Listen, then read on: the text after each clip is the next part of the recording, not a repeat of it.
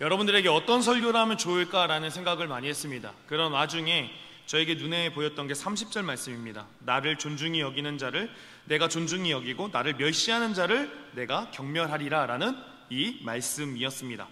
그래서 오늘은 이 말씀을 가지고 함께 교만에 대한 이야기를 좀 해보려고 합니다. 여러분들 만약에 이제 음식을 먹을 때 그 음식을 먹는 가운데 이제 초파리가 나왔다 라고 하면 드십니까? 자, 먹는다, 안 먹는다. 안 먹는 사람도 있네요. 사실 이렇게 건져놓고 먹기도 하고 그렇죠. 하지만 다시 먹으려고 했을 때 굉장히 찝찝함을 많이 느낄 거라는 생각을 하게 됩니다.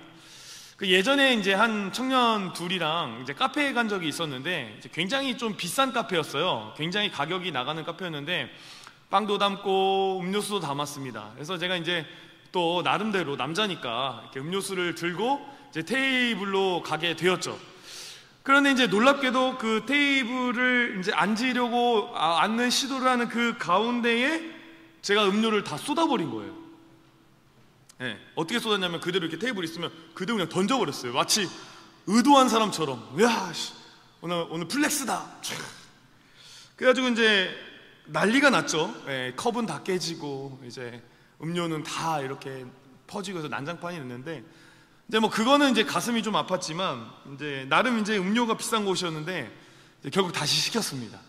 그래서 이제 다시 시켜서 너무나 가슴이 아팠던 이제 적이 있죠. 이 다 된 밥에 재 뿌리기라는 말이 있습니다. 어떤 의미냐? 밥 해놓고 이제 먹지 못하는 상태로 만들어 버린다. 이제 그런 의미겠죠. 이제 우리 신앙에서도 마찬가지라고 생각합니다. 저는 우리 신앙에서도 막 실컷 열심히 하고 잘하고 그러나 결국 망가지고 망치고 아무것도 남지 않는 일이 발생한다. 어떤 경우에 이런 것들이 발생하느냐? 그것은 바로 교만이라는 녀석 때문에 발생한다는 사실입니다. 교만은 신앙에 있어서 죄입니다. 죄. 그리고 신앙에 있어서 이 초파리와 같은, 초를 치는 초파리 같은 놈이죠. 신앙을 넘어서 여러분들 삶 가운데에서도 교만은 지금까지 쌓아온 공든 탑을 다 무너뜨리는 암과 같은 존재라고 할 수 있죠. 이제 교만의 반대말이 뭘까요? 왜 이렇게 심각하세요 다들 얼굴이? 내가 심각해요 얼굴이? 교만의 반대말은 뭐예요? 겸손입니다. 겸손하십니까? 여러분들은 겸손하십니까? 겸손한지를 알려면 교만이 뭔지를 알아야죠. 네이버에서 이제 국어사전 보니까 잘난 체하며 뽐내고 건방짐이라는 뜻을 가지고 있어요. 누가 생각나십니까? 자, 하나 둘 셋 하면 속으로 그 사람 이름을 한번 불러봅시다. 저는 안 되고 저 빼고. 자, 성경에는 이제 교만한 이야기가 참 많죠. 특별히 잠언에 보면 잠언 16장 18절을 한번 같이 한번 읽어보겠습니다. 시작.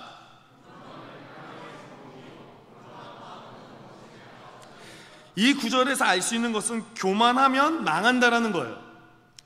교만하면 망한다. 여러분, 교만하면 왜 망할까요?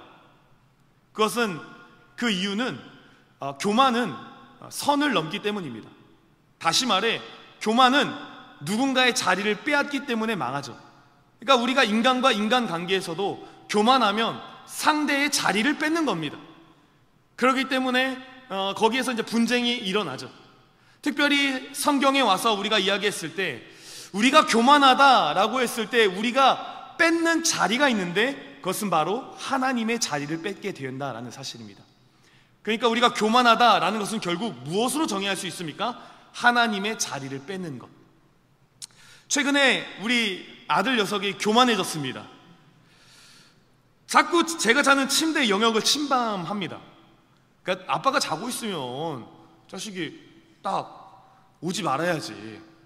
제 자리에 와서 저를 밀어내거나 저를 발로 차거나 이런 일들을 하는 거죠. 아주 교만한 녀석 아닙니까? 그럴 때 제가 어떻게 할까요?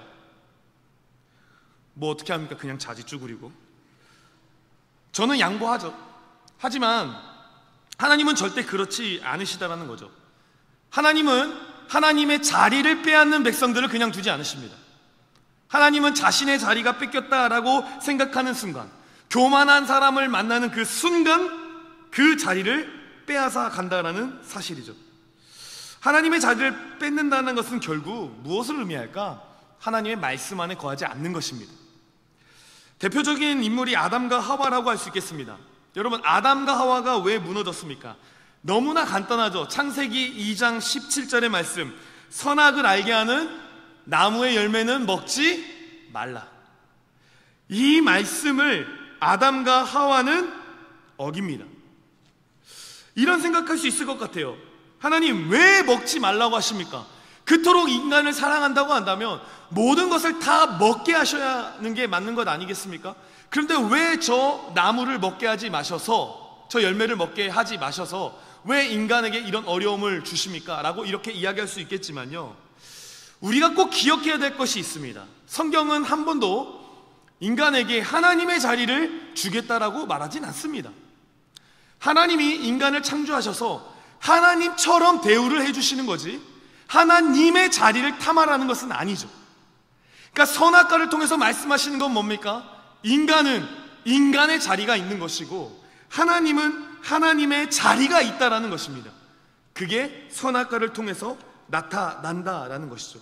그러니까 선악과를 먹는 행위는 무엇을 탐하는 것입니까? 단순히 열매 하나 먹고 말씀 하나 어기는 것이 아니라 하나님의 자리를 탐하는 일이다라는 것이죠. 결국 아담과 하와는 넘어집니까? 안 넘어집니까? 넘어집니다. 하나님의 자리를 탐했고 교만했고 그들은 멸망의 길로, 죽음의 길로 걸어가게 된다라는 사실이죠. 오늘 말씀에서도 넘지 말아야 될 선을 넘는 한 가문이 등장합니다. 가문의 이름이 뭘까요? 엘자로 시작하는 가문, 엘리 가문이 등장합니다. 오늘 읽을 27절 말씀 보시면 하나님의 사람이 엘리 제사장에게 찾아오는데, 하나님의 사람이 찾아오는 이유는 뭐죠? 하나님의 사람이 왜 찾아오죠? 말씀을 증거하기 위해 찾아옵니다. 그런데 여러분, 하나님의 말씀이 좋은 말씀이 있고 또 반대로 무슨 말씀이 있죠? 나쁜 말씀도 있습니다. 근데 여러분들은 하나님 좋은 말씀 듣고 싶어요? 나쁜 말씀 듣고 싶어요? 그럼 잘하세요. 우리는 대부분 하나님의 우리에게 말씀하여 주시기를 원하지만 어떤 말씀을 주기를 원하냐면 좋은 말씀을 주기를 원해요. 위로되는 말씀, 평화되는 말씀, 평강을 주는 말씀, 힘이 되는 말씀을 받기를 원합니다. 그런데 놀랍게도 하나님은 그런 것만 말씀하시지 않는다는 사실입니다. 하나님은 무엇도 말씀하십니까? 싫은 소리도 하신다는 겁니다. 잔소리도 한다는 사실입니다. 왜요? 왜 잔소리합니까? 사랑하기 때문에 잔소리하는 것이죠. 여러분들 잔소리 해보셨습니까? 앞으로 이제 결혼도 하시고 애도 낳으시고 하실 텐데 잔소리 안 하는 사람 있는지 한번 보겠습니다. 무조건 잔소리는 하게 되어 있는 것이죠. 오늘 말씀은 좋은 소리가 아닙니다. 오늘 말씀은 오늘 하나님의 사람이 찾아와서 엘리 가문에게 왔을 때 좋은 소식을 증거하러 온 것은 아닙니다. 아주 나쁜 소식을 증거하죠. 저주를 선포합니다. 31절을 이후에 읽어보진 않았지만 나중에 시간 되시면 한번 꼭 보시기를 바랍니다. 안 볼 거 알지만 한번 보시기를 원합니다. 31절 이후를 보면 엄청 무섭습니다. 저런 저주가 나에게 임한다? 오금이 저립니다. 꼭 나중에 읽어보시기 바랍니다. 자, 그렇다면 왜 엘리 가문에게 이런 저주가 내려진 것일까? 오늘 읽은 말씀 가운데 28절을 함께 다시 한번 읽어보겠습니다. 시작. 이스라엘 모든 지파 중에서 내가 그를 택하여 내 제사장으로 삼아, 그러니까 내 제단에 올라 분향하며 내 앞에서 에봇을 입게 하지 아니하였느냐? 이스라엘 자손이 드리는 모든 화제를 내가 내 조상의 집에. 자, 하나님이 엘리 가문 대대로 엄청난 지책을 주셨어요. 그것은 모든 이스라엘 가운데 제사를 담당하는 직책입니다. 여러분, 제사를 담당하는 직책은 뭡니까? 리더의 위치입니다. 여러분, 리더의 위치에는 당연히 뭐가 생깁니까? 힘이 생깁니다. 그러니까 하나님이 특별히 선택하셔서 엘리 가문, 그러니까 아론의 후손들에게 특별한 힘을 주셨고, 그 이제 엘리 가문이 그것을 받아 누리고 있다라는 사실이죠. 그러면 한번 묻죠. 그에게 힘을 왜 허락하셨습니까? 그 가문에게 왜 힘을 하나님은 주셨습니까? 왜 주셨을까요? 먹고 놀으라고 줬습니까? 아닙니다. 그것을 가지고 하나님을 잘 섬겨라. 자, 여러분, 우리가 여기에서 알아야 될 게 있습니다. 우리도 우리의 삶 가운데 보면 뭐 더 가지고 덜 가지고가 없지만 어쨌든 더 가져 보이는 사람들이 있습니다. 그런 사람들은 하나님 앞에 더 큰 책임이 있는 것이죠. 그걸 가지고 하나님을 더 잘 섬겨야 될 의무가 있는 것이죠. 여러분들도 마찬가지입니다. 내가 더 가졌다, 내가 좀 더 예쁘다, 내가 좀 더 재력이 있다라고 한다면 그것은 하나님을 위해 더 섬겨야 할 의무가 있는 것이죠. 그런데 문제는 엘리 가문이 이것을 뭐 했습니까? 실패했습니다. 그들은 자신에게 생긴 권력을 하나님을 높이는 것에 쓴 것이 아니라 자신들을 살찌우는 데에 썼습니다. 자, 29절 한번 보겠습니다. 너희는 어찌하여 내가 내 처소에 명령한 내 재물과 예물을 밟으며 내 아들들을 나보다 더 중히 여겨 내 백성 이스라엘이 드리는 가장 좋은 것으로 너희를 살찌게 하느냐라고 이야기하고 있습니다. 보시면 내 재물과 예물을 밟으며 라고 얘기하는데 이 밟으면은 예물을 더럽혔다라는 겁니다. 그러니까 이스라엘 백성들이 제사를 위해서 재물을 가져왔을 텐데 그것을 더럽혔다라는 겁니다. 어떻게 더럽혔냐? 먼저 취했다는 겁니다. 자, 하나님이 먼저 취하셔야 됩니다. 그런데 누가 먼저 취했다고요? 엘리 가문이 먼저 취했다라는 것이죠. 이것이 재물을 더럽혔다. 그러니까 다시 말해 엘리의 가문이 지금 누구의 자리를 탐하고 있는 것이죠? 하나님의 자리를 취하고 있다는 사실입니다. 그러니까 엘리 가문이 뭐 했습니까? 아주 교만했습니다.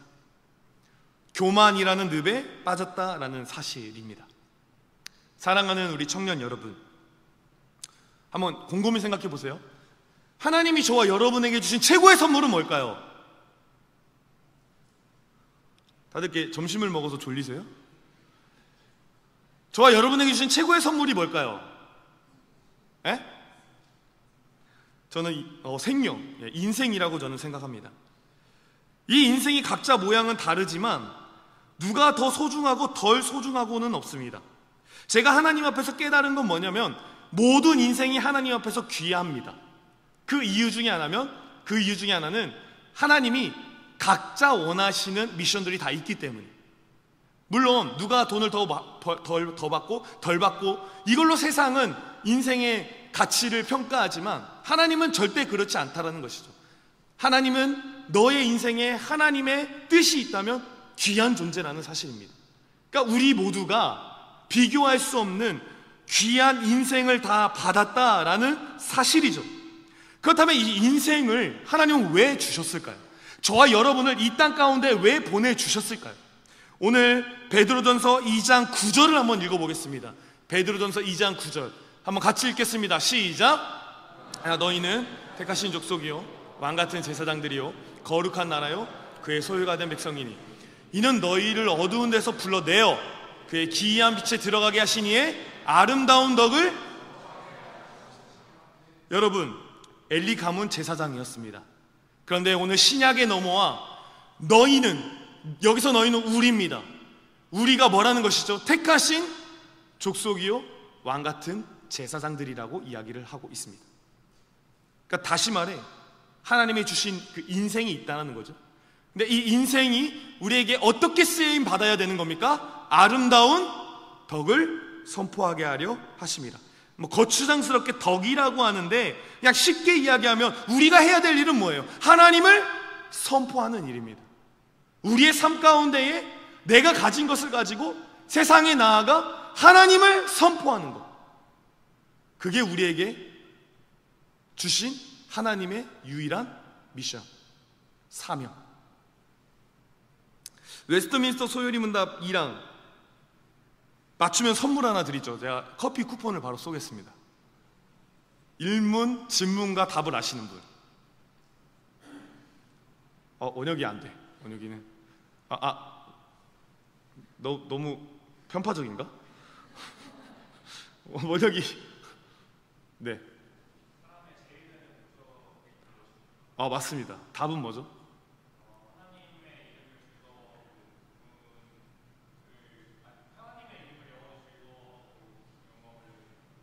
좀 뭔가 좀 제 거랑 좀 다른데?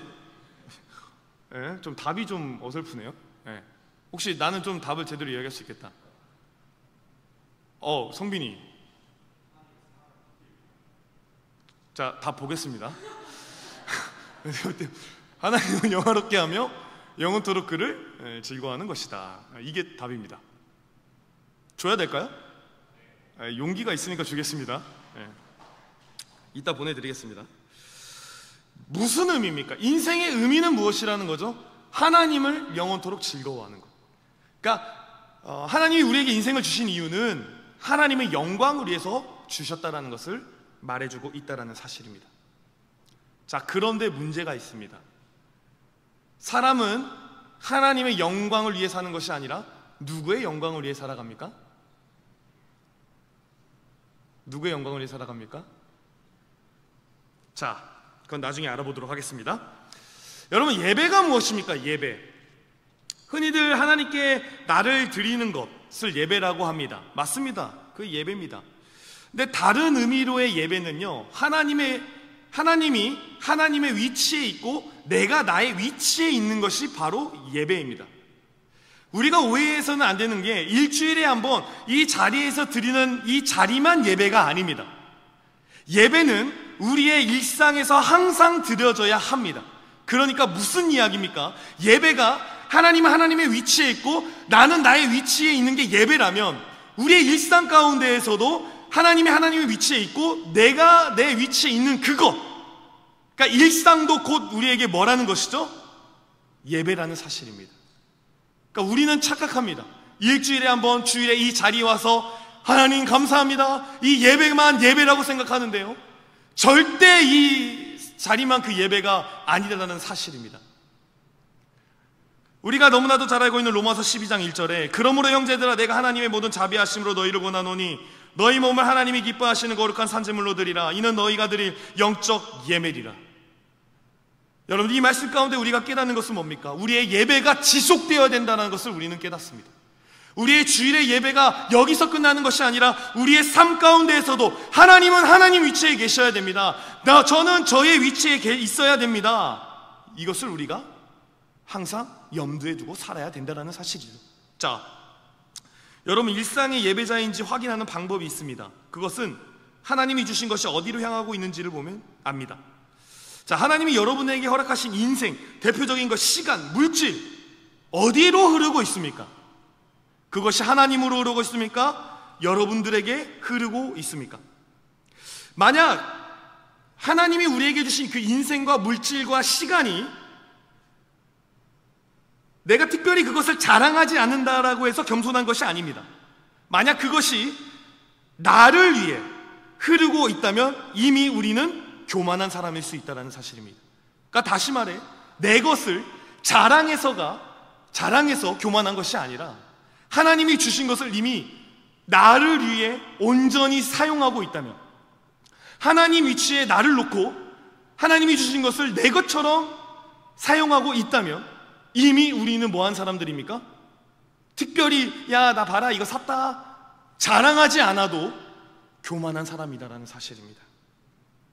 가끔 제가 섭섭한 거 하나 좀 웃는다 치고 좀 이렇게 말하고 넘어가겠습니다. 지금 놀러 갈 때는 돈 펑펑 쓰면서 수련회비 8만 원 아깝다고 그런 없으시죠? 네, 우리 청년들이 아주 그냥 자기 마시고 먹고 할 때는 아주 그냥 플렉스를 잘 하시더니 수련회 가자 해서 야, 10,000원만 좀 더 걷자 이러면은 목사님 교회가 돈 뜨는 데입니까? 이러면서 없으시죠? 이제 없길 바랍니다. 근데 사실 많이 없습니다. 성교는 안 가고 다른 데 가고 여러분, 사실 일상의 예배와 그리고 지금 드리는 예배는 맞물려 있습니다. 우리가 만약 일상의 예배자가 되지 않는다면 여러분들이 만약 지금 이 자리에서도 헛된 걸 예배할 가능성이 매우 높습니다. 가끔 그런 생각합니다. 하나님이 과연 우리의 예배를 기뻐하실까? 그런 생각 하십니까? 여러분들이 이 예배에 어떤 마음으로 나와 계십니까? 예배라는 것이 하나님을 하나님 위치에 놓고 우리를 우리의 위치에 놓는 것이라고 제가 정의해 드렸는데, 우리가 이 예배를 통해서 자꾸 하나님의 것을 달라고 탐하고 있다면 이 예배는 여러분들에게 그렇게 좋은 예배는 아닐 수 있다는 사실이죠. 그러니까 다 같은 예배라고 해서, 다 같이 함께 찬양하는 찬양이라고 해서 같은 게 아닐 수 있다는 사실입니다. 중요한 사실은 여러분, 잘못 쓰면 어떻게 합니까? 이제 나를 위해 안 써. 그럼 이제 어떻게 하면 돼요? 뺏어야죠. 유겸이가 먹을 거 주는데 장난쳐요. 그럼 어떻게 해요? 안 줘봤어요? 네.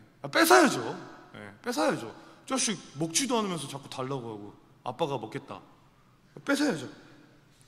30절은 이렇게 말씀합니다. 나를 존중히 여기는 자를 내가 존중히 여기고 나를 멸시하는 자를 내가 경멸하리라. 엘리 가문은 결국 저주를 받고 망한다는 메시지를 듣습니다. 하나님이 주신 것 다 걷어가겠다는 겁니다. 직책도 걷어가고 복도 걷어가고 건강도 걷어가고 다 걷어가겠다는 것입니다. 하나님은 쓰지 않는 사람의 것은 도로 회수하십니다. 회수해 가기 때문에 남는 것이 없습니다. 그러니까 제로 상태가 되죠. 그래서 하나님의 자리를 차지하려는 교만한 사람의 최후는 뭔지 아십니까? 말씀이 없는 사람들의 특징은 뭔지 아십니까? 일상에 예배가 없는 사람들의 특징은 뭔지 아십니까? 허무하다라는 사실입니다. 왜 허무합니까? 아무것도 남지 않기 때문에. 요즘 이 시대 가운데에 허무함을 허사하는 사람들이 되게 많습니다. 왜 그럴까요? 모두가 다 자신이 주인이기 때문입니다. 세상은 그렇다 칩시다. 여러분은 어떻습니까?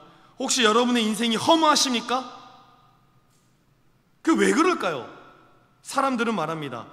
허무할 때일수록 더 채워야 된다. 너가 가지고 있는 것을 다 너를 위해 써야 된다. 그러나 그럴 때 더 찾아오는 것은 뭡니까? 더 큰 허무이다라는 사실입니다. 사랑하는 청년 여러분, 저는 여러분들에게 강력하게 권면합니다. 주를 위해 여러분들의 인생을 쓰십시오. 그것은 주님의 것입니다. 여러분의 시간, 돈, 능력 다 주님의 것입니다. 주를 위해 쓰시기를 간절히 소망합니다. 이것이 허무하지 않는 유일한 방법이죠. 엘리야에게 하나님은 경고하십니다. 그런데 여러분, 경고라는 것은 곧 무엇을 의미할까요? 기회를 의미하는 것입니다. 그러니까 하나님이 말씀하시고 바로 진멸한 게 아니십니다. 그 말은 기회를 주신다는 거예요. 우리가 대표적으로 요나서 보면, 요나서 3장 5절에 보시면 니느웨 사람들이 하나님을 믿고 금식을 선포하고 높고 낮은 자를 막론하고 굵은 베옷을 입은지라 라고 말씀하고 있습니다. 요나서 너무 잘 아시죠? 니느웨의 심판의 메시지를 전하라고 합니다. 요나에게 이제 망했다는 거예요. 너희는 끝났다는 거예요. 근데 그 메시지를 전하자 니느웨 사람들이 어떻게 합니까? 금식을 선포하고 높고 낮은 자를 막론하고 굵은 옷을 입는지라. 철저히 하나님 앞에 뭐하고 있는 거죠? 돌이키고 있다라는 사실입니다. 여러분, 하나님의 심판은 망함에 있지 않습니다. 하나님의 심판의 경고의 메시지는 다시 말해 기회를 주고 있다라는 사실입니다. 그런데 문제는 뭐냐? 이 어리석은 엘리 가문은 그 경고를 들었습니까? 안 들었습니까? 듣지 않고 결국 망했습니다. 오늘 저와 여러분에게 하나님은 말씀하시는 것 같습니다. 시왕아, 돌아와라. 누구야? 돌아와라. 너가 지금 쓰고 있는 것, 교만한 위치에 있는 것, 그건 결코 내가 원하는 자리가 아니다. 그것은 결국 망하는 지름길이다. 저와 여러분에게 말씀하고 있다라는 사실입니다. 이제 설교를 마무리하려고 하는데요. 제가 저번 금요 기도회를 준비하고 또 이번 주 말씀을 준비하면서 계속 듣게 되는 찬양이 있는데, 일상의 예배라는 찬양. 이게 한 작곡가가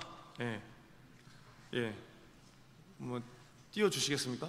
저기 달지연이라는 뭐 아시는 분도 있게, 여기 제가 한 작곡가가 이제 일상의 예배자가 되고 싶은 마음으로 작곡한 곡인데, 모르겠어요. 여러분들 이 곡의 그 에필로그를 밑에 봤는지 모르겠는데, 이거 사전에 협의가 안 됐지만 어차피 저기는 공개된 장소니까, 그쵸? 누구나 읽으라고 쓴 글을 아니겠습니까? 제가 그 글을 한번 읽어드리겠습니다. 하나님께서 진정 원하시는 것은 화려한 음악도 순간의 고백도 아닌 일상의 예배다. 하지만 때때로 일상 속의 나의 모습은 영적으로 가장 뜨거웠던 그 순간에 내가 뱉은 말들을 우습도록 무력하게 만들기도 한다. 그런 나를 보고 계시는 그분을 깨닫고 초라해지기도 하고 부끄러움을 숨어버리고 싶어도 어디에나 계시는 그분 앞에선 그럴 수가 없다. 그럼에도 나를 여전히 사랑하시고 일상 속에서 나를 부르시는 그 음성, 그 손의 못자국, 그 발자취를 따라 다시금 나아가 본다. 내가 걷고 말하고 숨쉬는 모든 순간에 나와 함께 하시고 기다리시는 그 사랑을 의지하여 조금 서툴고 더디어도 일상 속에서 주님의 기쁨이 되고 싶다. 근데 그 밑에 댓글이 또 재밌어요. 혹시 누가 썼는지 제가 확인이 안 돼서 댓글도 한번 읽어드릴게요. 매일의 순간에 하나님께서 계시지 않는 순간은 한순간도 없는데 하나님께서 계시지 않는 것처럼 사는 순간은 너무 많은 것 같다.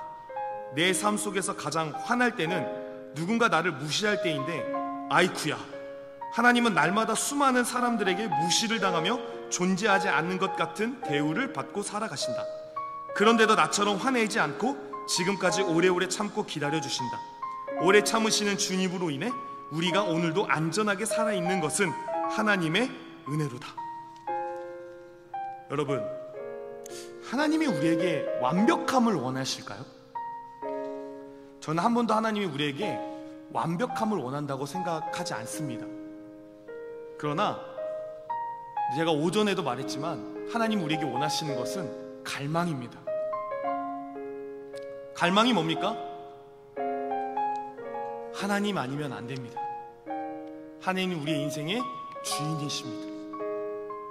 그런 것들을 끊임없이 삶 가운데 고백하며 살아가는 것, 그래서 일상의 예배자가 되는 것, 그것이 바로 갈망이다라는 사실입니다. 여러분, 하나님 갈망하십니까? 여러분들 삶에 예배가 있습니까? 저는 여러분들이 이 장소에서만 화려한 예배자가 되지 않기를 원합니다. 여러분들의 각 처소에서, 각 삶의 현장에서 그 누구보다도 하나님을 사랑하고 하나님을 예배하는 놀라운 사람들이 될 수 있기를 간절히 원합니다.